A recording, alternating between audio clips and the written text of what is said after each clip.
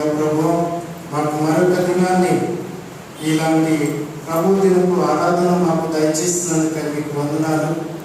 దేవుడు మీకు స్తుతులు అని చెప్పి ప్రభువును స్తుతిద్దాం. ఈరోజు కావలసిన ఆత్మీయ ఆహారం ఏది సిద్ధపరిచి ఉన్నారో అటిని మాకు దయచేయ ప్రభు అని చెప్పి ప్రభువును అడుగుదాం. మనం సిద్ధపరచుకుంటూ నా కొరకు మీ కొరకు మనం ప్రార్థన చేసుకుంటూ సిద్ధపడదాం. ప్రభువును ఆరాధిద్దాం.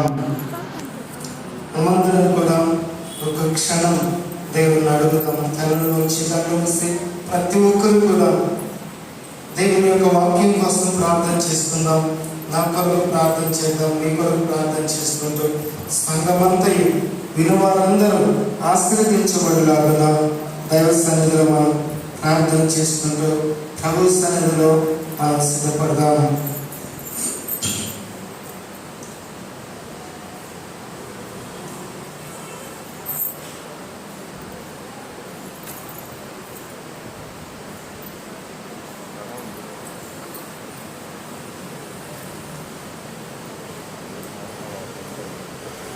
నీవేదకి రాలేనని నా కోసం వచ్చావయ్యా, నీవేదకి రాలేనని నా కోసం వచ్చావయ్యా,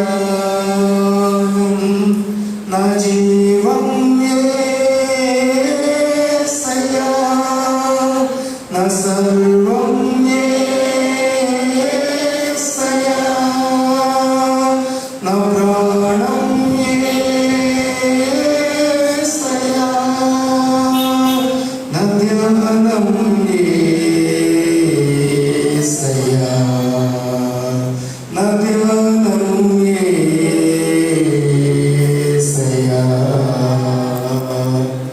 పాపాన్ని పోగొట్టి శాపాన్ని తొలగింపభూలోకం వచ్చావయ్యా, మానవుని విడిపించి పరలోకాన్ని చుడకు సిలువను మోసావయ్యా, పాపాన్ని పోగొట్టి శాపాన్ని తొలగింపభూలోకం వచ్చావయ్యా, మానవుని విడిపించి పరలోకాన్ని చుడకు సిలువను మోసావయ్యా, నీవేదకి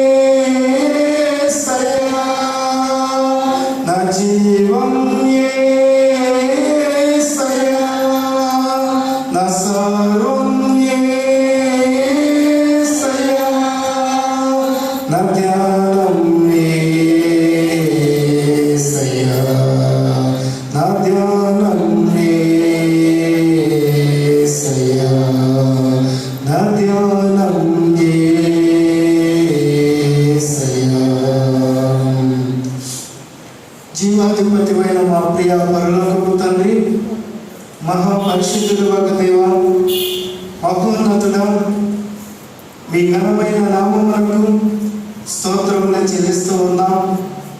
అపారమైన నీ కృప చేత, కనికరము చేత మమ్మల్ని ప్రేమించి ఇలాగ మిమ్మల్ని స్తుతించడానికి, మహిమపరచడానికి మాకు ఇచ్చిన ఈ ధన్యతకై మీకు స్తోత్రములు చెల్లిస్తూ ఉన్నాం. గడిచిన ఆదివారముల నుండి ఈ ఆదివారం వరకు మీ కాపుదలను దయచేశారు. జూలై మాసంలో చివరి ఆదివారం ఈ ప్రభు దినపు ఆరాధన వరకు మమ్మల్ని కాపాడిన దేవా, మీకు స్తోత్రములు చెల్లిస్తూ ఉన్నాం. ప్రతి కుటుంబమును దర్శించండి, సంఘముగా కూడిన ప్రతి వ్యక్తిని కూడా మీరు దర్శించండి. ప్రతి ఒక్కరిని ప్రభు ఆశీర్వదించండి. శరీర సంబంధమైన ప్రతి క్రియలను ప్రభు ఈ లోకములో విడిచిపెట్టి ఆత్మ సంబంధమైన క్రియలను చేయనట్లుగా సిద్ధపరచండి. మృతతుల్యమైన మా బ్రతుకులను జీవము కలిగిన జీవితాలుగా మార్చమని ప్రార్థిస్తూ ఉన్నాం. మా ప్రభువు, మా జీవితంలో వెండి బంగారములను, ఆస్తులను, అంతస్తులను అడగగా మా హృదయములను మాత్రమే అడుగుతున్న దేవుడవు, మా జీవితమును మాత్రమే అడుగుతున్న దేవుడవు, మా సమయాన్ని మాత్రమే అడుగుతున్న దేవుడవు. ప్రభువా, మీ సన్నిధిలో మా శిరస్సులో వచ్చి మిమ్మల్ని స్తుతిస్తూ ఉన్నాం. ప్రతి ఒక్కరిని కూడా దర్శించండి. గ్రహింపు లేని ప్రతి జీవితం, ప్రతి హృదయం గ్రహించాలని ప్రార్థిస్తూ ఉన్నాం. మనోనేత్రములు మూయబడి ఉన్న ప్రతి జీవితం యొక్క మనోనేత్రములు వెలిగింపబడి, తెరవబడి క్రీస్తు యొక్క సువార్త ప్రకాశమానమును గ్రహించువారిగా, చూచువారిగా చేయమని ప్రార్థిస్తూ ఉన్నాం. వినని ప్రతి చెవి తెరవబడిను గాక. ప్రభా, చూడబడని ప్రతి కన్ను తెరవబడి చూచును గాక. గ్రహించబడని ప్రతి హృదయం గ్రహించాలని ప్రార్థిస్తూ ఉన్నాం. మానని ప్రతి జీవితం మార్చబడాలని, క్రీస్తుకు మహిమకరంగా ఉండాలని, ఫలించాలని ప్రార్థిస్తూ ఉన్నాం. నీ వాక్యము జీవము కలిగినదై మా ప్రభువా, అనేకులను వెలిగించాలని కలిగిన ప్రతి జీవితమును, ప్రతి కుటుంబాన్ని, సంఘములో అనేక సమస్యలతో ఉన్న ప్రతి ఒక్కరిని కూడా నీ వాక్యము వెలిగించి ప్రకాశింపచేయును గాక.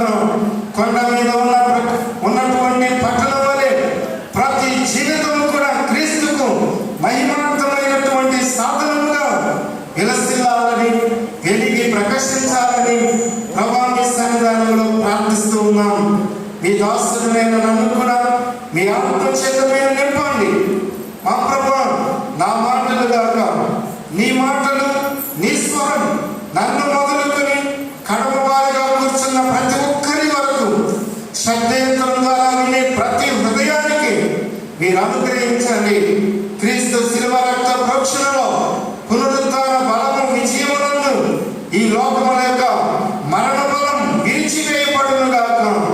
మరణపు ముళ్ళులు, సాతాను శోధనలు, సమాధానము లేని ప్రతి క్రియలు నశించిపోయి క్రీస్తులో జీవము గల కార్యములు మొలవాలని, ఎదిగి ఫలించాలని నీ వాక్యము ప్రతి జీవితంలో ఈ కార్యములను జరిగిస్తూ ఉండగా ప్రతి ఒక్కరూ పొందుదనికరం అనుగ్రహించి మహిమ, ఘనత, ప్రభావాలు పొందండి. మా మధ్య ఆత్మస్వరూపుడుగా సంచరిస్తూ మమ్మల్ని మరొకసారి ప్రభువా మాతో మాట్లాడి బలపరచుమని యేసుక్రీస్తు నామమున ప్రార్థిస్తున్నాము తండ్రి, ఆమేన్. క్రీస్తునందు ప్రియ దేవుని సంగమా, మీ అందరికీ మరొకసారి మన ప్రభు అయిన యేసుక్రీస్తు నామమున ప్రేమపూర్వక వందనాలు తెలియజేస్తున్నాం. దేవునికి సమస్త మహిమ, ఘనత, ప్రభావములు ఆరోపిస్తూ ఉన్నాను. ఎందుకంటే ఈ 2021 సంవత్సరంలో కూడా 7 నెలలు మనం కాపాడబడ్డాం. లాస్ట్ సండే ఆఫ్ జూలై ఈ ఆరాధనలో మనం ఉన్నాం. ప్రభువును స్తుతిస్తూ ఉన్నాం. ఇది దేవుని యొక్క గొప్ప కృప అని ప్రభువును మనం కనపరచాలి. ఎవరికి లేనటువంటి గొప్ప భాగ్యం దేవుని మందిరావరణంలో ఉండడం ప్రభు మనకి ఇచ్చాడు. అందుకనే అంటాడు దేవుడు, యెహోవా మందిరావరణములలో ఒక దినం దినముల కంటే శ్రేష్టం. దేవుని యొక్క మందిరంలో ఒక్క దినం గడుపుట 1000 దినముల కన్నా శ్రేష్టమైనప్పుడు ఒక్క గంట గడపడం 1000 గంటల కన్నా శ్రేష్టం. ఒకవేళ మనం 2 గంటలు గడిపితే 2000 గంటల కన్నా కానీ శ్రేష్టం. అనిష్టం. ఇంకా ఎంత సమయం నువ్వు గడుపుతావో అంత శ్రేష్టం. ఇంటి దగ్గర కూడా నీ వ్యక్తిగత సమయంలో కానీ ప్రార్థనలో కానీ దేవుని సన్నిధిలో ఎంత సమయం గడుపుతావో అన్ని వేల రెట్లు ఆశీర్వాదం. కనుక కీర్తనకారుడు అంటాడు, మరి యెహోవా మందిరావరణములలో నివసించువాడు ధన్యుడు. ఆ మందిరావరణంలో ఒక దినం గడుపుట 1000 దినముల కంటే శ్రేష్టం. ఎవరికి ఆ భాగ్యం దొరుకుతుంది? యెహోవా మందిరంలో, యెహోవా పర్వతంలో నివసింపదగినటువంటి వాడెవడు? మరి అలాంటి పరిశుద్ధమైనటువంటి సాన్నిధ్యంలో ఉండి ఆశీర్వదించబడడానికి కృప పొందేటటువంటి వాడెవడు అని అంటే దైవ గ్రంథంలో అంటాడు, ఇదిగో నిర్దోషమైన చేతులు కలిగి, నిర్మలమైనటువంటి హృదయం కలిగి, పవిత్రమైనటువంటి జీవితంతో దేవునికి తను తాను అప్పగించుకొని వాక్యానుసారముగా కడుగుపడి ఏ మనుషుడైతే దేవుని సన్నిధికి వస్తాడో ఆ మనుషుడు ధన్యుడు. ఎందుకంటే దేవుని సన్నిధిలో ఉంటారు. దైవ గ్రంథంలో మనం చదువుకున్నటువంటి వాక్య భాగం మనం కనుక గమనిస్తే ఓబద్యా గ్రంథం, ద ప్రాఫెట్ ఆఫ్ ఓబదాయా చాలా శ్రేష్టమైనటువంటి కార్యములు జరిగించినటువంటి వాడు. ఒకే ఒక అధ్యాయం రాస్తాడు కానీ చాలా శ్రేష్టమైనటువంటి విషయాలు తెలియజేస్తాడు. ఇశ్రాయేలీయుల జీవితంలో అనేక మంది ప్రవచనాలు చెప్పారు. The prophet of Obadiah is the one of the 12 minor prophets. ఆయన మరి చిన్న ప్రవక్తలలో ఒక 12 మంది చిన్న ప్రవక్తలు ఉంటారు పాత నిబంధన గ్రంథంలో. ఆ 12 మంది రాసినటువంటి చిన్న ప్రవక్తల గ్రంథాలలో ఒకడు ఓబద్యా. ఈ పుస్తకం 4వ పుస్తకంగా చేర్చబడుతుంది. 12 మంది రాసినటువంటి ఈ చిన్న ప్రవక్తల గ్రంథాలలో ఓబద్యా అంటే ఆ పేరుకి అర్థం యెహోవా సేవకుడు. మరొక అర్థం యెహోవాను ఆరాధించువాడు. The servant of Yahweh, the worshipper of Yahweh. ఆయన యెహోవా సేవకుడు, యెహోవాను ఆరాధించువాడు. కనుక the fear and reverential with the lord.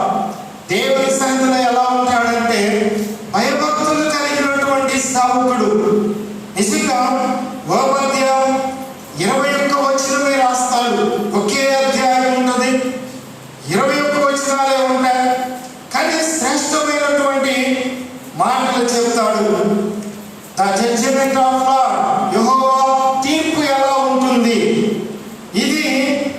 అంతేకాకుండా the promised people how they are blessed by the lord. దేవుని ద్వారా వారు వాగ్దాన ప్రజలు ఎలా ఆశీర్వదించబడతారు ఈ విషయాలు చెప్పినటువంటి వాడు. మొదటి వచనం మనం చదివినప్పుడు ఓబద్యాకు కలిగిన దర్శనం చారిత్రాత్మకంగా క్రీస్తుకు పూర్వం 500 సంవత్సరాల మధ్యలో, 500 నుండి 600 మధ్య సంవత్సరాలలో ఈ ఓబద్యా అనే ప్రవక్త భక్తుడు జీవించాడు, పరిచయం చేశాడు, ఈ పుస్తకాన్ని రాశాడు అనేటటువంటి మరి మాటలు అప్రాక్సిమేట్లీ అంటే మరి అంచనా వేయబడినటువంటి రీతిగా చెప్పబడ్డాయి. బైబిల్లో అశ్వరీయులు అనేటటువంటి దేవుని శత్రువులు, దేవుని ప్రజల శత్రువుల యొక్క వారి యొక్క పీరియడ్, వారు ఉన్నటువంటి దినాల్లో జీవించిన వాడు 500 ఆ చిల్లర సంవత్సరాలలో ఈ పుస్తకాన్ని రాసినటువంటి వాడు. ఇశ్రాయేలీయులు యోధా రాజుల పరిపాలన కాలంలో పరిచర్య చేసినటువంటి వాడు. ముఖ్యముగా ఆహాబు, యెజెబెలు అలాంటి రాజులు పరిపాలన చేసినటువంటి సమయంలో పరిపాలన చేసినటువంటి భక్తుడు. ఓబద్య చాలా భక్తి కలిగినటువంటి మనుషుడు. ఓబద్యాల గురించి వింటూ ఉన్నప్పుడు నిజంగా ప్రతి ఒక్కరు కూడా ఇలాంటి భక్తి కలిగిన వారుగా ఉంటే ఎంత గొప్ప ఆశీర్వాదం. ఆ కుటుంబాలు ఆశీర్వాదకరంగా ఉంటాయి, ఆ జీవితాలు ఆశీర్వాదకరంగా ఉంటాయి. ఓబద్యాకు కలిగిన దర్శనం ఎవరిని గురించి అంట? ఎదోమును గురించి ప్రభువుకు యెహోవా సెలవిచ్చినది. యెహోవా యొద్ద నుండి వచ్చిన సమాచారము మాకు వినబడెను. ఎదోము చెప్తూ ఉన్నటువంటి ఎదోముల గురించి చెప్పే విషయాలు. ఎదోము అనేటటువంటి మాట ఎక్కడి నుండి వచ్చింది అంటే బైబిల్లో ఆదికాండ గ్రంథంలో మనం చూస్తాం. యాకోబు యొక్క కుమారులలో ఒకడైనటువంటి ఏశావుకు ఆ పేరు వచ్చింది. 25వ అధ్యాయం ఆదికాండ గ్రంథం. అక్కడ మనం ఎదోము అనేటటువంటి మాటను ఏశావు యొక్క జీవితంలో మనం చూడగలుగుతాం. ఆదికాండ గ్రంథం 25వ అధ్యాయం 30వ వచనం. నేను అలసి ఉన్నాను, ఆ ఎర్రగా ఉన్న దానిలో కొంచెము దయచేసి నాకు పెట్టుమని అడిగాను. 31వ వచనం చూడండి. అందుచేత అతని పేరు ఎదోము అనగా ఒకటి అని ఫుట్నోట్ ఇచ్చి కింద అంటాడు, ఎర్రని వాడు అనబడెను. ఈ రోజున ఈ ఏశావుకు పుట్టినటువంటి వారందరూ ఎదోమీయులుగా చెప్పబడ్డారు, ఎదోమీయులుగా పిలువబడ్డారు. ఏశావు ఎలాంటి పని చేశాడో చూడండి. 26వ అధ్యాయం ఆదికాండ గ్రంథం 34వ వచనం. ఏశావు 40 సంవత్సరముల వాడైనప్పుడు హిత్తీయుడైన బేరి కుమార్తెయు యెహూదీతును హిత్తీయుడైన ఏలోను కుమార్తెయు బాషెమతును పెండ్లి చేసుకొనెను. ఇది ఇస్సాకును రిబ్కాను మనోవేదన కలుగజేసిరి. ఇస్సాకును రిబ్కాకును ఏం కలుగజేశారట? మీరు మనోవేదన కలుగజేశారు. కనుక ఆ ఇంటిలో ఇక సమాధానం లేదు. ఏశావు అన్న ఎర్రని వాడే, ఎదోము అంటే ఎర్రని. ఈ ఎదోమీయులకు మేము మూల పురుషులుగా చెప్పబడినటువంటి వాడు ఎదోము అనేటటువంటి మాట అక్కడి నుండి ప్రారంభమై వచ్చింది. ఈ యొక్క ఎదోమీయులు చేసేటటువంటి పని ఏమిటి అనంటే తన సహోదరుల ఎడల ఏమాత్రము కూడా దేవునిని బట్టి నడుచుకొనలేదు. ఎదోమీయులు చేసినటువంటి పని అంతా కూడా 2వ వచనం నుండి కూడా 16వ వచనం వరకు మనం చదివితే వాళ్ళ సహోదరుల ఎడల నమ్మకమైనటువంటి ప్రవర్తన కలిగి లేరు. దేవుని ఎడల దేవుని వాక్యానుసారమైనటువంటి ప్రవర్తన లేదు. చూడండి, ఒక మాట మనం చదువుకుందాం. 5వ వచనం, ఓబద్యా గ్రంథం 5వ వచనం చివరిలో నేను చదువుతున్నాను. చూడండి. నిన్ను చూడగా నీవు కొద్దిగా చెడిపోయి ఉన్నావు. You are completely. నీవు ఎంతగా చెడిపోయావు అంటే సంపూర్ణంగా చెడిపోయావు, బొత్తిగా చెడిపోయావు. ఎదోములో ఉన్నటువంటి ఎదోమీయులారా, మీరు ఇశ్రాయేలీయులకు సహోదరులే, కానీ మీరు ఎలాంటి వారు అనంటే బొత్తిగా చెడిపోయినటువంటి వారు. ఉన్నారా ఈరోజు ఎవరైనా జీవితంలో కానీ, కుటుంబంలో కానీ, సహోదరుల మధ్యలో కానీ, సంఘంలో కానీ, శారీరకంగా కానీ, ఆత్మీయంగా కానీ, వృత్తుల పరంగా కానీ బొత్తిగా చెడిపోయినటువంటి వారు ఉన్నారా? బొత్తిగా చెడిపోయినటువంటి వారిని బాగు చేయడం దేవునికి మాత్రమే సాధ్యం. మనుషులకు చాలా కష్టం. కొంచెం చెడిపోయిన వాళ్ళని మార్చవచ్చు, సగం చెడిపోయినటువంటి వారిని మార్చవచ్చు, కానీ బొత్తిగా చెడిపోయినటువంటి వారిని, పూర్తిగా చెడిపోయినటువంటి వారిని మార్చడం చాలా కష్టం. అందుకే ఇక్కడ అంటున్నాడు, నీవు బొత్తిగా చెడిపోయి ఉన్నావు. నేను నిన్ను చూసినప్పుడు నీవు బొత్తిగా చెడిపోయావు. ఎలాగో తెలుసా? చూడండి, ఆ మాట చదువుతున్నాను. చదువుకుందాం. 3వ వచనం లాస్ట్ లైన్ నుంచి చదువుతున్నాను. నీ హృదయపు గర్వం చేత నీవు మోసపోతివి. ఏమున్నదట? హృదయపు గర్వం. బొత్తిగా చెడిపోయి హృదయపు గర్వం చేత ఉండి మోసపోయి ఎలా ఉన్నాడట? 4వ వచనం చూడండి. పక్షిరాజు గుడంత ఎత్తున నివాసం చేసుకొని నక్షత్రములలో నీవు దానిని కట్టినను అచ్చట నుండి నేను నిన్ను క్రింద పడవేతును. ఇదే యెహోవా వాక్కు. చోరులే గాని రాత్రి కన్నులు వేయి వారి గాని నీ మీదికి వచ్చిన తమకు కావలసినంత మట్టుకు దోచుకుందరు కదా. ద్రాక్ష పండ్లను ఏడు వారి నీ వద్దకు వచ్చిన పరికి ఎన్నుకుని వారికి కొంత ఇద్దరు కదా. నిన్ను చూడగా నీవు బొత్తిగా చెడిపోయి ఉన్నావు. ఏశావు సంతతి వారు సొమ్ము సోదా చూడబడును. వారు దాచిపెట్టిన ధనమంతయు అటుబడును. ఏం చేస్తున్నారు చూడండి. ఏశావు సంతతి వారు, ఏశావు అనగా ఎదోము యొక్క వారు, ఏశావు సంతతి వారైనటువంటి ఎదోమీయులు హృదయపు గర్వము చేత ఉన్నారు. మోసపోయి మోసాలు చేస్తూ ఉన్నారు. బొత్తిగా చెడిపోయి ఉన్నారు.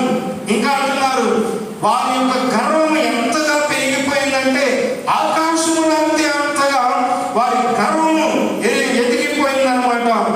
The యారగంట్ people. మన జీవితంలో ఎంత గర్వము ఉంటుందో అంతగా పడిపోతాం.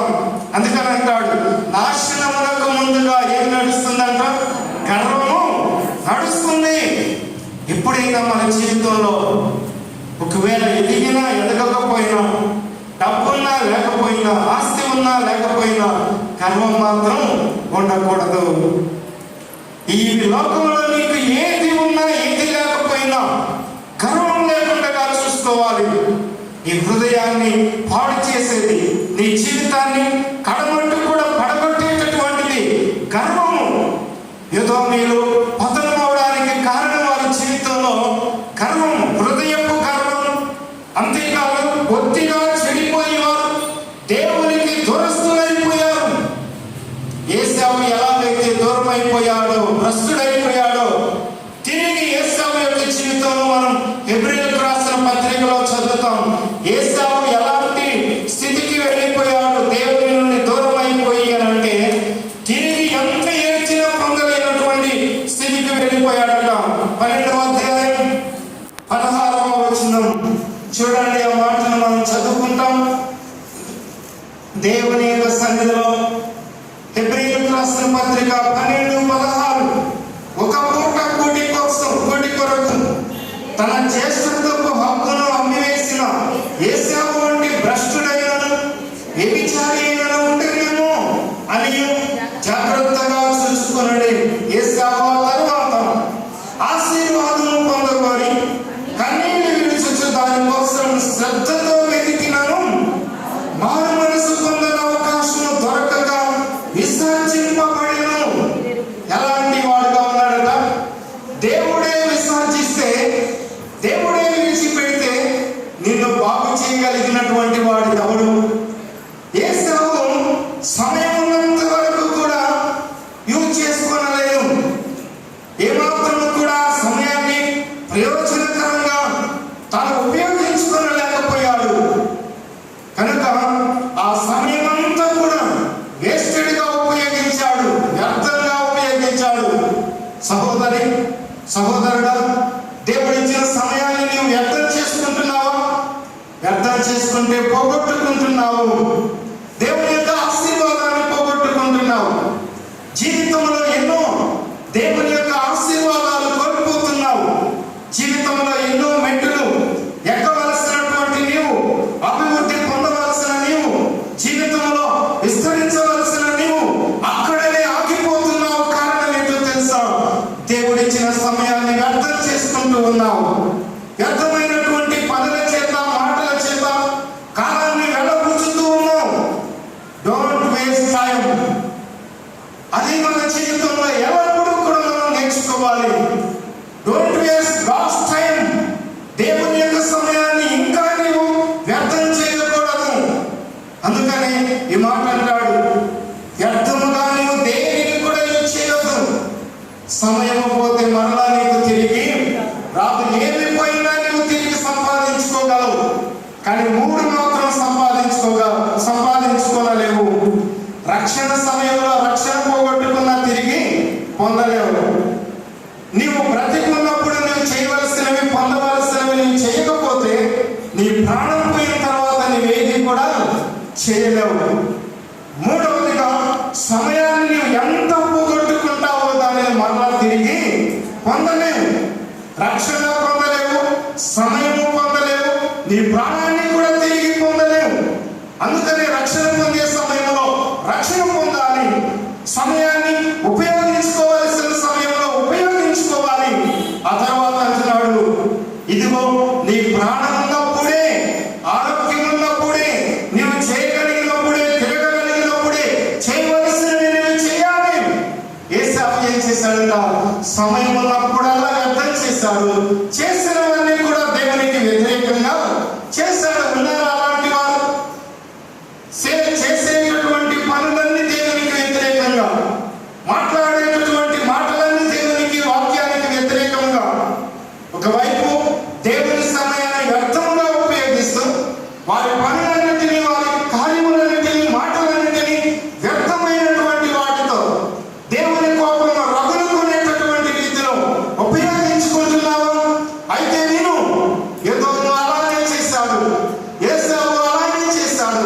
అలా చేసినందుకు కారణం ఏంటో తెలుసా?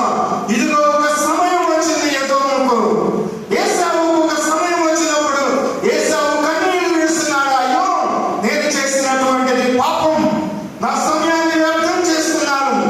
ఇదిగో నా సమయంలో దేవుడు ఊహించినట్లుగా కాపాడుకోలేకపోయాను, నా బాధ్యతను నేను నెరవేర్చలేకపోయాను.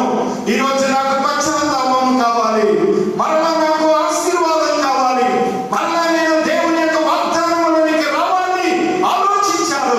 కానీ దేవుడు అంటున్నాడు, నేను నిన్ను విసర్జించాను. ఈ రోజున ప్రియమైనటువంటి వారులారా, విసర్జించిన లెక్కలో ఏ కుటుంబం ఉన్నా, ఏ జీవితం ఉన్నా, ఏ గుంపు ఉన్నా, ఏ జగం ఉన్నా ఆలోచించండి. దేవుడు నిన్ను విసర్జిస్తే నీకు సమాధానం ఎక్కడ ఉంటుంది? ఆశీర్వాదం ఎక్కడ ఉంటుంది? ఇక్కడ అంటున్నాడు, ఆశీర్వాదము పొందగోరి కన్నీళ్లు విడుచుచు శ్రద్ధతో వెలికెదను, వారు మనసు పొందని అవకాశము దొరకలేదు, విసర్జించబడ్డాడు. ఆ స్థితికి రావద్దు సుమా.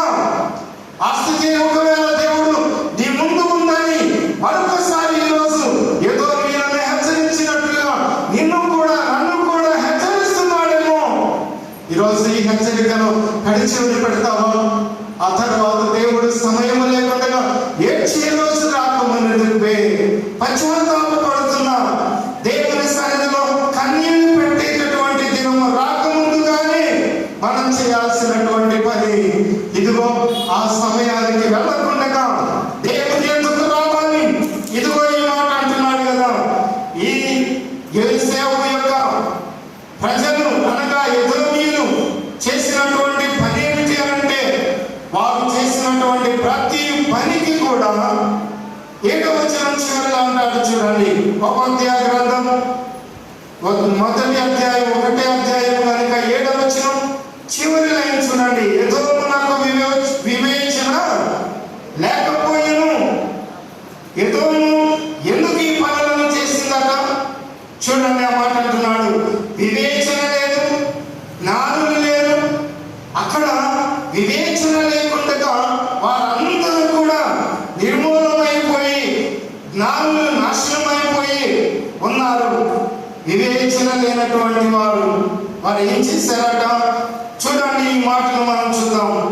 10వ వచనం, ఉపద్యాయ గ్రంథం 10వ వచనంలో, నీ సహోదరులైన యాకోబు సంతతికి నీవు చేసిన బలాత్కారమును బట్టి నీవు అవమానము పొందుదువు, ఇక నన్నటికి లేకుండా నీవు నిర్మూలమగుదువు.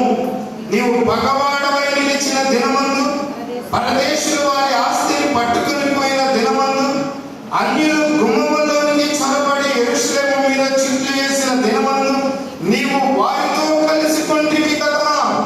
ఏం చేశాడట? యాకోబు యొక్క ప్రజలైనటువంటి ఆశీర్వదింపబడినటువంటి ఆ జనులు ఎప్పుడైతే శత్రువుల చేత వారు బాధింపబడ్డారో, బలత్కారములకు వారు గురైపోయారో, అప్పుడు ఏం చేశారట? వాస్తవికంగా ఏశావు యాకోబు అన్నదమ్ములు, సహోదరులు. శ్రమ వచ్చినప్పుడు ఏం చేయాలి? ఏశావు యొక్క పిల్లలందరూ యాకోబు యొక్క పిల్లలకు సహోదరులు కనుక సహాయం చేయాలి. ఎప్పుడైనా మన సంఘంలో సంఘస్థులుగా, సంఘ సభ్యులుగా ఉన్నప్పుడు, ఒక కుటుంబానికి శ్రమ వచ్చినప్పుడు మిగతా కుటుంబములన్నీ ఏం చేయాలట? అర్థం చేసుకొని సహాయం చేసేటటువంటివిగా ఉండాలి. ఆ కుటుంబాన్ని పరామర్శించేటట్లుగా ఉండాలి. ఆ కుటుంబంతో మాట్లాడేటట్లుగా ఉండాలి.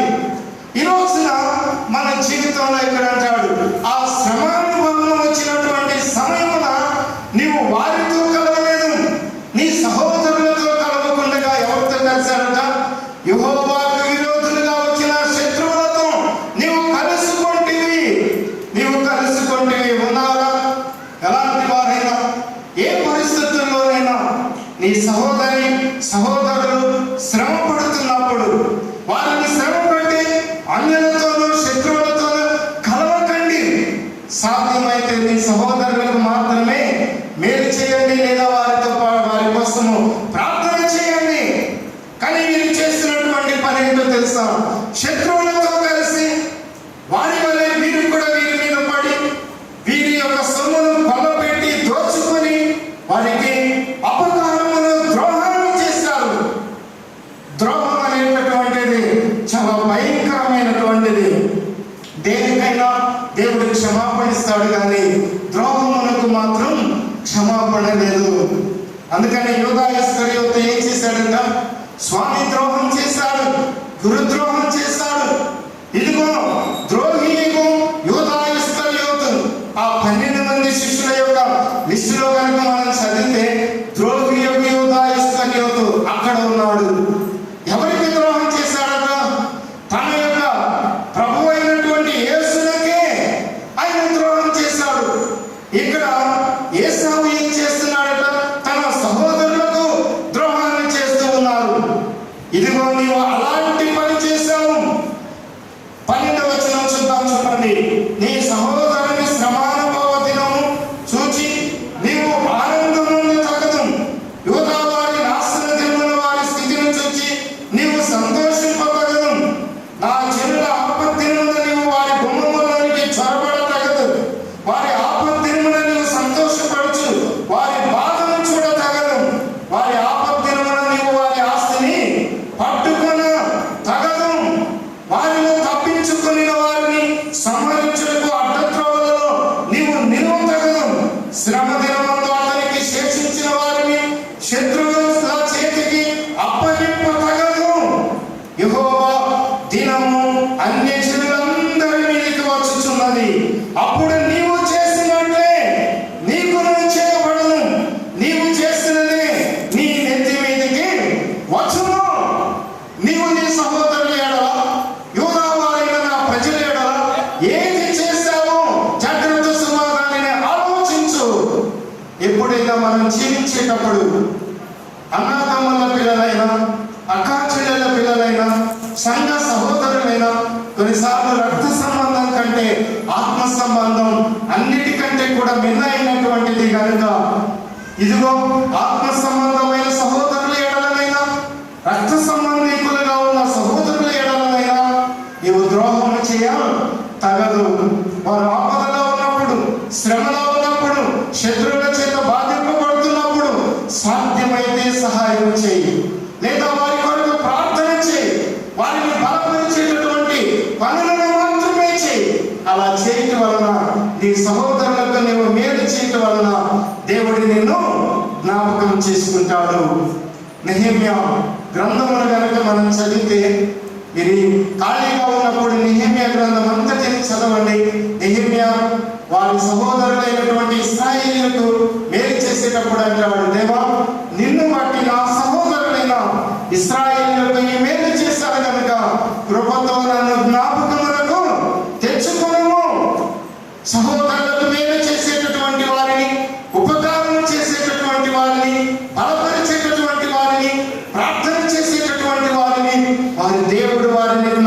చేసుకుంటాడు. నీ దేవుడు నిన్ను జ్ఞాపకం చేసుకునే స్థితి నీకుంటే చాలు, అది నీకు ఆశీర్వాదకరం. యేసు ప్రభువు శిలువ మీద వేలాడేటప్పుడు పశ్చాత్తాపపడిన రెండవతో అంటాడు, అయ్యా నీ రాజ్యముతో వచ్చినప్పుడు నన్ను జ్ఞాపకము చేసుకున్నాము.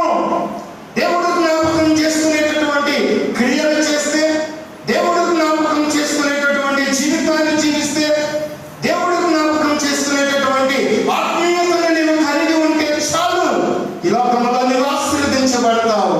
అలా ఏదో మీరు చేయలేకపోయారు. ఏశావు సంతతి వారు యాకోబు సంతతి వారి పక్షంగా చేయలేకపోయారు. నీ ప్రక్కనే కూర్చున్న సహోదరికి, నీ ప్రక్కనే కూర్చున్న సహోదరునికి నువ్వు చేయగలుగుతున్నావా? మనం అలా ఉండగలుగుతున్నావా? ఈరోజు మనం ఇక్కడ ఉన్నటువంటి ప్రతి ఒక్కరూ కూడా దేవుడు జ్ఞాపకం చేసుకునే స్థితిని మనం కలిగి ఉండాలి. దేవుడు కనుక నిన్ను జ్ఞాపకం చేసుకోకపోతే అంతకు మించిన శాపగ్రస్తమైనటువంటి స్థితి మరి ఒకటి లేనే లేదు. ఇక్కడ నేను అంటున్నాడు, నేను నిన్ను జ్ఞాపకం చేసుకున్నాను, ఎదోము ఏశావు నేను నిన్ను విడిచిపెట్టాను, విసర్జించాను. ఒకవేళ విడిచిపెట్టిన మనం మరలా తీసుకొనవచ్చు, కానీ విసర్జిస్తే మరలా తిరిగి తీసుకున్నాం. విసర్జించాము అనంటేనే అది ఇంకా పనికి మాలినటువంటిది, మనకి ఇంకా ఉపయోగపడుతుందని. నేను నిన్ను విసర్జించాను. ఈరోజు విసర్జించబడే జీవితాలు మాత్రం ఉండకూడదు. ప్రకటన గ్రంథంలో 7 సంఘాలకు ఒక సంఘానికి చెప్తాడు, నేను నిన్ను నా నోటి నుండి ఉమ్ము వేయక ముందే నీ సహోదరుల ఎడల చక్కగా ఉండు. నీ జీవితాన్ని నువ్వు సరి చేసుకో. కుటుంబంలో కానీ, సమాజంలో కానీ, ఉద్యోగాల్లో కానీ, వ్యాపారంలో కానీ, సంఘంలో, సహవాసంలో, పరిచర్యలో, దేవుని ఎదుట, సంఘం ఎదుట, దేవుని సౌకర్యం ఎడల నీ సహోదరుల ఎడల జాగ్రత్త సుమా. దేవుడు జ్ఞాపకం చేసుకునే స్థితిని నువ్వు కలిగి ఉండగలుగుతున్నావా? అలా ఉండలేనటువంటి ఎదోముకు దేవుడు చెప్పినటువంటి మాట ఏమిటి అని అంటే, ఇక్కడ అంటున్నాడు కదా, ఇదిగో అన్యజనులకు నేను ఏదైతే చేస్తానో అదే నీకు చేయబోతున్నాను. చూడండి, ఇశ్రాయేలీయులకు నీవు చేసినట్టుగానే 15వ వచనంలో యెహోవా దినము అన్యజనులందరి మీదకి వచ్చుచున్నది, అప్పుడు నీవు చేసినట్టే నీకు చేయబడును. ఎవరు చేస్తున్నారంటే ఇది? అదేమో సహోదరులైన ఏదో మీరు చేశారు, ఇదేమో చేస్తున్నారు. దేవుడు చేస్తున్నాడు, దేవుడే చేస్తున్నాడు. ప్రియమైనటువంటి వాళ్ళారా, ఈరోజు దేవుడు చేస్తే విడిపించగలిగిన వాడు ఎవరున్నారు? నీ జీవితంలో పశ్చాత్తాపడాలి. ఎందుకో తెలుసా? మనం ప్రభువా నా జీవితంలో నేను చేసినది నా మీదకి రాకుండా, నా పిల్లల మీదకి రాకుండా నన్ను క్షమించు అనగాలి ప్రభువును. అందుకని అంటాడు, పాత నిబంధనలో ఉంటుంది, తండ్రులు ద్రాక్ష పండ్లు తింటే పిల్లల పండ్లు కొలిసిపోయారు. అంటే తండ్రుల యొక్క పాపం వారితోనే ఆగకుండా వారి పిల్లల తల మీద కూడా వస్తుంది. జాగ్రత్త సుమా, నీకు చేసినదే నీ తల మీదకి రాబోతుంది, నీ నెత్తి మీదకి రాబోయే పరిస్థితి దాపురిస్తా ఉంది. అలాంటప్పుడు ఏం చేయాలట? ప్రభువా నేనేమి చేసినా నా నెత్తి మీదకి ఆశీర్వాదం మాత్రమే రావాలి తప్ప శాపము వచ్చే క్రియలు నేను చేయకుండా నాకు బోధించు. అందుకని అంటాడు, అతడు నన్ను ప్రేమించుతున్నాడు కనుక నేను అతన్ని తప్పించదను. శ్రేష్టమైన చక్కని మార్గమును బోధించి ఆ మార్గంలో నేను వారిని నడిపిస్తాను. దేవుని పిల్లలైనటువంటి వారు ప్రభువును కనుక ఆశ్రయిస్తే, దేవుని యొక్క సన్నిధిలోకి వచ్చి ఆయనను కనుక అడుగగలిగితే శ్రేష్టమైన చక్కని మార్గాన్ని నీకు బోధించి ఆయన మార్గంలో నేను నడిపిస్తాడు. అందుకని అంటాడు, ఈ దావీదు భక్తుడైతే ఒక మంచి మాటను చెప్తాడు. ఏమంటాడంటే, ఇదిగో ఆయన నా తల నూనెతో అంటి ఉన్నాడు, నా నెత్తి మీదకి దేవుని యొక్క తైలం వచ్చింది కానీ దేవుని యొక్క శాపము రాలేదు. దేవునికి మహిమ కలుగును గాక. ఈరోజు ఇక్కడ అంటాడు, నీవేమి చేశావో అదే నీ నెత్తి మీదకి రాబోతా ఉంది. కనుక ఇప్పుడు 17వ వచనం చదువుతాను చూడండి. అప్పటి వరకు శ్రమ పడిన ఇశ్రాయేలీయులు, అప్పటి వరకు మోసగింపబడిన ఇశ్రాయేలీయులు, బాధింపబడి దోచుకొనబడిన ఇశ్రాయేలీయులు ఇప్పుడు ఎలా ఉన్నారో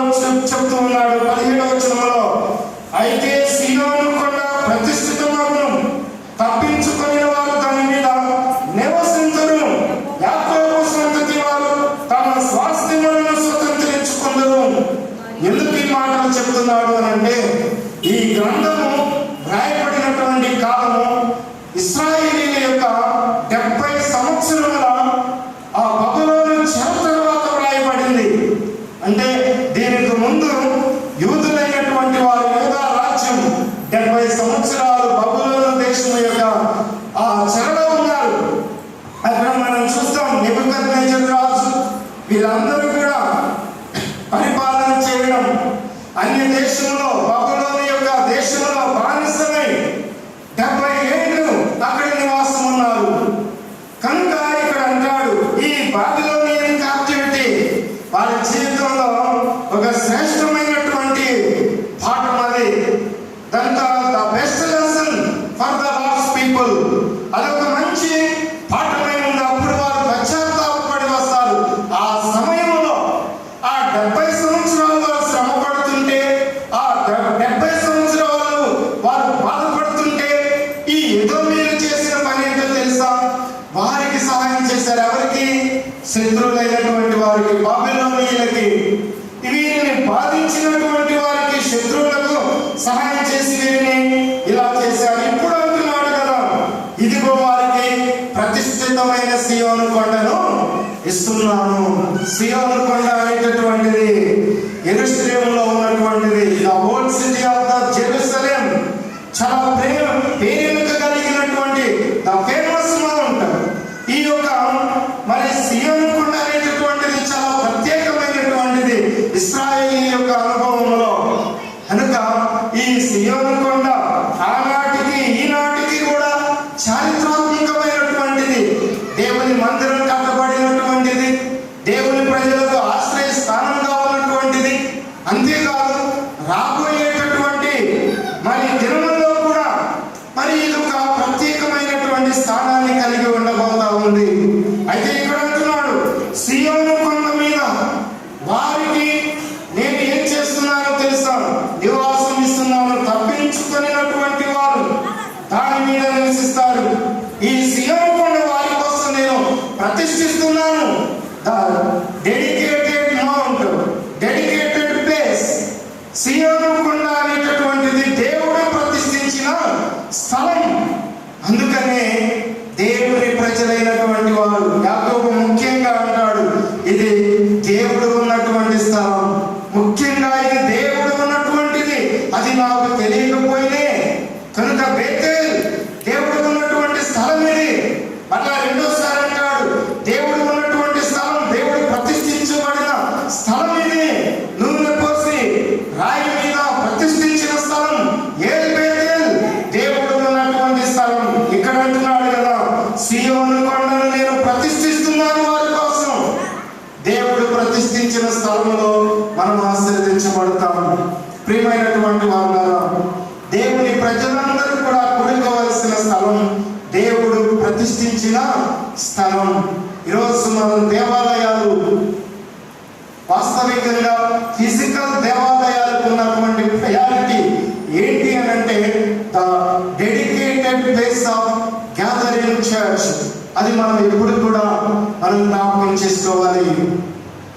ఆయన రక్తం చేత సంపాదించబడిన ఆత్మీయ సంఘం కూడుకోవడానికి దేవుడు ప్రతిష్ఠించిన స్థలమే దేవాలయం. సియోను కొండకు సాదృశ్యం. ఈరోజు అంటున్నాడు కదా, వారికి నేను ప్రతిష్ఠిత స్థలాన్ని ఇస్తున్నాను. కనుక ఈ డెడికేటెడ్ ప్లేస్ లో, ద సాంక్టిఫైడ్ ప్లేస్, పరిశుద్ధపరచబడిన స్థలంలో వారంటారు, వారికి ఇస్తున్నాను. అందులో నుండి తప్పించుకునేటువంటి ప్రతి వారు కూడా వారు దానిలో నివాసం ఉంటారు. ఈ రోజున ఎంతమంది పాపాన్ని, మరణాన్ని తప్పించుకొని నమ్మి బ్యాప్టిజం పొంది రక్షించబడతారో వారందరూ కూడా ఎక్కడికి వస్తారు? ఈ ప్రతిష్ఠించబడిన దేవాలయం పడిన స్థలంలోనికి వస్తారు. If you don't escape the death and simple life, నీవు అలానే ఉంటావు. ఈ పాపభరితమైనటువంటి జీవితంలో మరణాన్ని తప్పించుకోకుండా లోకంలోనే జీవిస్తే నీవు ఇందులోనికి రాలేవు. ఒకవేళ ఇందులోనికి వచ్చినా దీని యొక్క ప్రాముఖ్యత ఏంటో వారికి తెలియదు. కనుక if you realise your sins, escape from the death, saved into the lord, ఇవి కనుక నీ జీవితంలో కనుక ఉంటే, ప్రభువులో రక్షించబడితే, నీవు కనుక పాపముల నుంచి రియలైజ్ అయితే, నీవు మరణాన్ని తప్పించుకుంటే, you will enter into the dedicated place. నీవు అప్పుడు ఈ యొక్క స్థలంలోనికి రాగలుగుతావు. ఈ ప్రతిష్ఠించబడినటువంటి స్థలంలోనికి వస్తావు. వచ్చినప్పుడు అక్కడ నీవు నివాసం ఉంటావు. నీవు నివాసం ఉంటున్నప్పుడు దేవుడు ఏం చేస్తాడో తెలుసా? దేవుని సన్నిధి ఆయన మనుషులతో కూడా నివాసము ఉంటుంది. నీ దేవుడు నీతో పాటు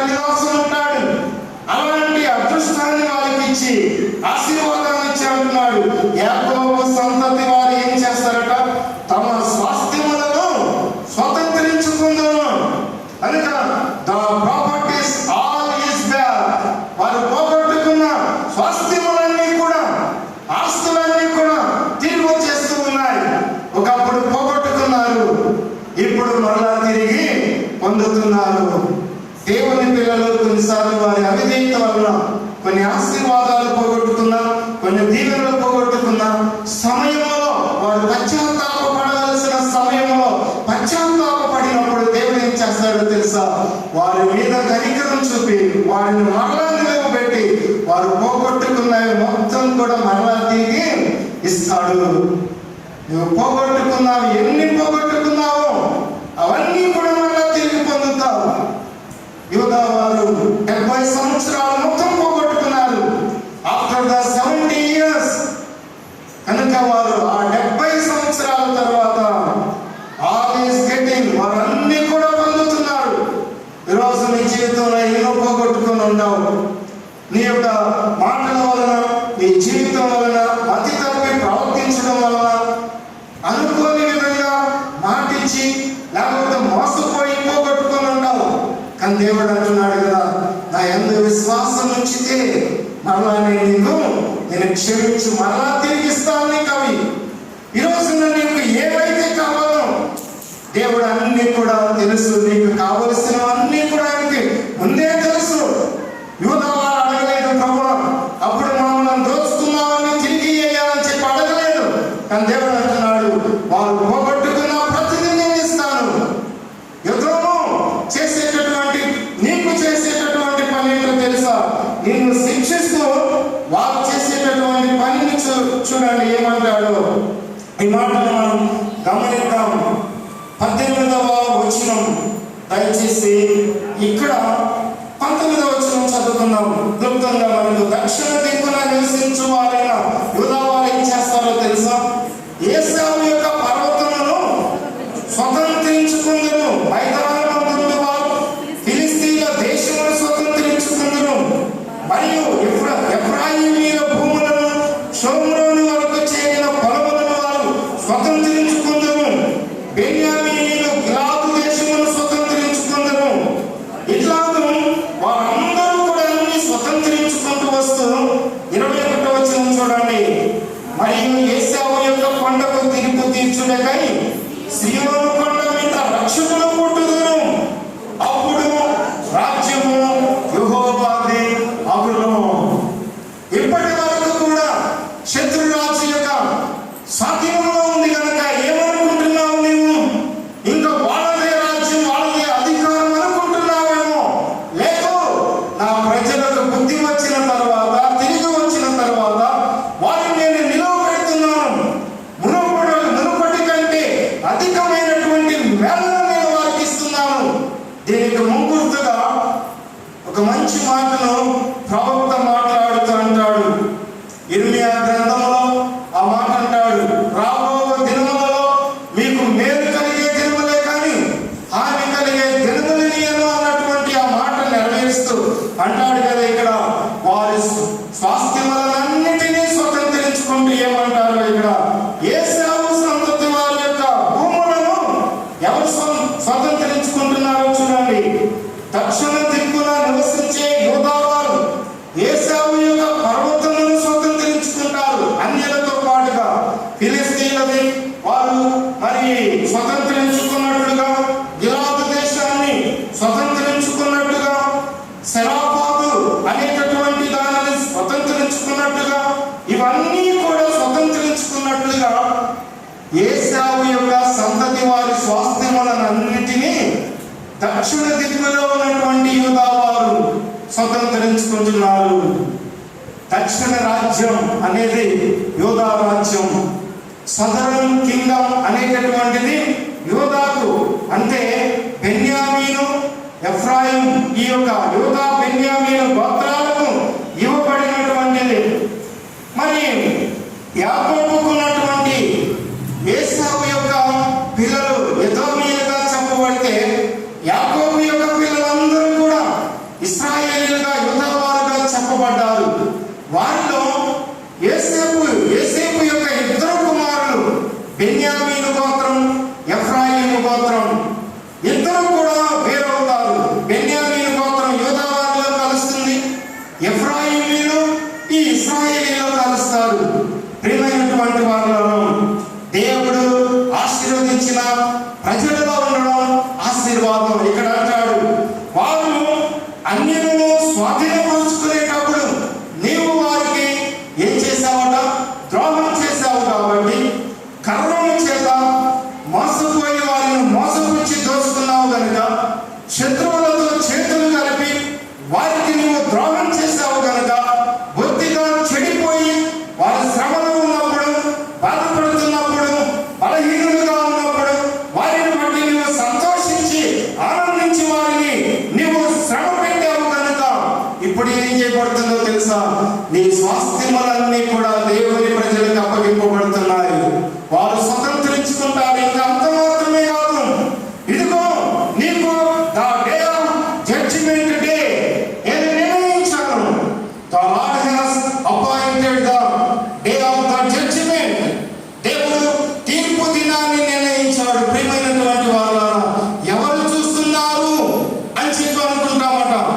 ఇంతకుముందు మనం చదువుకున్నటువంటి ఆ యొక్క ఉత్తర ప్రదేశ వాక్య భాగంలో కూడా 73వ కీర్తనలో వారు ఏమనుకుంటున్నారో ఒకసారి మనం జ్ఞాపకం చేస్తున్నాం. చూడండి, కీర్తనల గ్రంథము 73వ కీర్తనలో అట్టి వారు అనుకుంటున్నటువంటి మాటలను చూస్తే మనం చాలా ఆశ్చర్యపడతాం. వారు అంటాడు కదా, ఇదిగో మహోన్నతుడు మనం చేసేటటువంటి వాటిని తెలుసుకుంటున్నాడా, ఆయనకి తెలివి ఉన్నదా అని చెప్పి అనుకుంటున్నారట. చూడండి ఆ మాటలు మనం 11వ వచనం, 73వ కీర్తన 11వ వచనం. దేవుడు ఎట్లు తెలుసుకును, వాళ్ళు ఏమనుకుంటున్నారు చూడండి. దేవుడు ఎట్లు తెలుసుకును. దేవుడు అంటున్నాడు, నీవు ఆకాశంలో ఉన్నా, భూమి మీద ఉన్నా, భూమి క్రింద ఉన్నా, ఎక్కడ ఉన్నా నేనున్నానని దేవుడు చెప్తా ఉంటే వీరేమంటున్నారు? దేవుడు ఎట్లు తెలుసుకున్నాను. ఉన్నారా మనలో అలాంటి వారు? ఎవరు తెలుసుకుంటారంటే మనం చేసేది? ఎవరున్నారు? ఎవరు లేరుగా. ఇక్కడ ఎవరు లేరు. రాష్ట్రగారు లేరు, సహోదరులు లేరు, సహోదరులు లేరు. లేకపోతే ఒక ఇంటిలో ఉన్నాం, ఒక వీధిలో ఉన్నాం, ఎవరికి తెలియనటువంటి ఒక రహస్యమైన స్థలంలో ఉన్నాం, నిర్ణయాలు చేస్తున్నాం. ఎవరున్నారండి ఇక్కడ? దేవుడు ఎలా తెలుసుకుంటాడు? మనుషులకే తెలియకపోతే అనుకుంటాం. కానీ దేవుడు సమస్తము అన్ని చోట్ల ఉంటాడు. కానీ ఇక్కడ అంటున్నారు, దేవుడు ఎట్లు తెలుసుకును, మహోన్నతునికి తెలివి ఉన్నదా అని వారు అనుకుందరు. ఇదిగో ఇటు వారు భక్తిహీనులు, వీరెల్లప్పుడూ నిశ్చింత గలవారై ధన వృద్ధి చేసుకుందరు. ఎలా ఉంటారట అలాంటి వారు? అలాంటి పరిస్థితుల్లో ధన వృద్ధి చేసుకుంటూ నిశ్చింత కలిగి దేవునికి భయపడక, మనుషులకు భయపడక యుద్ధం మీద అలా జీవించారు. ఈ రోజు కూడా అలా జీవించే వారు ఎవరికి గుర్తో తెలుసండి? ఎదోమీయులకు గుర్తు. ఈరోజు నువ్వు ఎదోమీయులుగా ఉన్నావు. నీ స్థితి ఇంకా ఎదోమీయులు నీతో బ్రతికి ఉన్నారా, నీ జీవితంలో ఉన్నారా? అయితే ఎదోమీయుల నుంచి నువ్వు ఎప్పుడైతే వేరవుతావో నిజముగా యూదా వారి వలె దేవునికి నువ్వు దగ్గర కాగలుగుతావు. అట్టి వారు ఏం జరుగుతుందో చూడండి. వారికి నిజంగా ఈ మాటలు మనం చదువుకుందాం. 18వ వచనం, 73వ కీర్తన 18వ వచనం. నిశ్చయంగా నీ వారిని కాలు చాలు చోటనే ఉంచి ఉన్నావు. అలాగే వారు అనుకుంటా ఉంటే దేవుడు వారిని ఎక్కడ పెట్టాడు? కాలు చాలే స్థలంలో పెట్టాడు. ఈరోజు ప్రియమైనటువంటి వాళ్ళ యుద్ధమీన వంటి క్రియలు ఉంటే ప్రమాదం ఏంటో తెలుసా? నువ్వు కాలు చాలే స్థలంలో ఉన్నావు. కాలు చారితే ఇక నువ్వు పడేది ఎక్కడో తెలుసా? పాతాళంలోనే నిన్ను కాపాడగలిగిన వారు ఎవరున్నారు? ఇక్కడ అంటున్నాడు కదా, కాలు చాలేటటువంటి స్థలంలోనే ఉంచి ఉన్నావు. వారు నశించినట్లు వారిని పడవేయుచున్నావు. క్షణం మాత్రములోని వారు పాడైపోదురు. మహాభయం చేత వారు కడముట్ట నశించుదురు. యుద్ధము ఏమనుకుంటున్నావు? ఈరోజు నువ్వు కాలు చాలే స్థలంలో ఉన్నావు.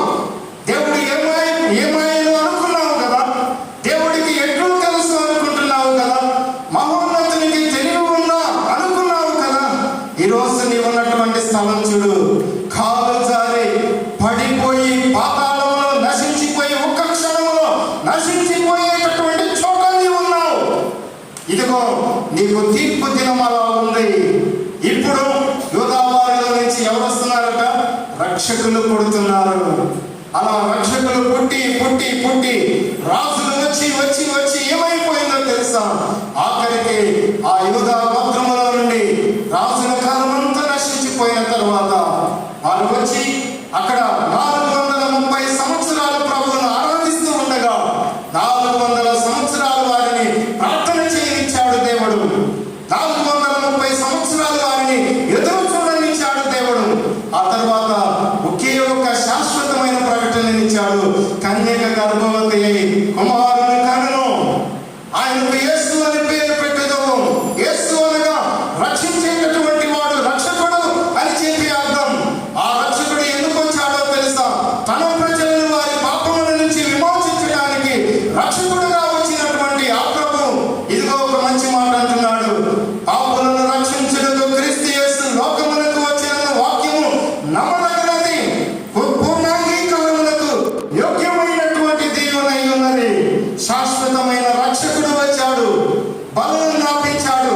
యాజకత్వములో జరగవలసిన రక్షణ కార్యాన్ని సంపూర్ణంగా నిలిపివేసి తన రక్తముతో, తన ప్రాణంతో చేసినటువంటి ఆ ప్రాణ త్యాగములో సంపూర్ణమైనటువంటి రక్షణను ఇచ్చి ఇప్పుడు అంటున్నాడు కదా, ఆయన సదాకాలం నిలిచే ఒక్క బలిని చేసి శాశ్వతముగా నిలిచే ఒకే ఒక సుపీరియర్ సేవియర్ గా నిలిచి ఉన్నారు. ఆయన ఇదిగో ఉన్నతమైనటువంటి రక్షకుడు. ఆయన దగ్గరికి వచ్చిన ప్రతి వారిని కూడా రక్షకులను రక్షిస్తూ ఉన్నాడు. ఇప్పుడు రాజ్యం ఎవరిదట? యెహోవాది. యెహోవా రాజ్యమైనప్పుడు అక్కడ భక్తిహీనులు నిలవలేరు. పాతాళమునకు ఎదోమీయులు చేసినటువంటి క్రియలు ఏమాత్రం కూడా అక్కడ నివాసం ఉండలేవు.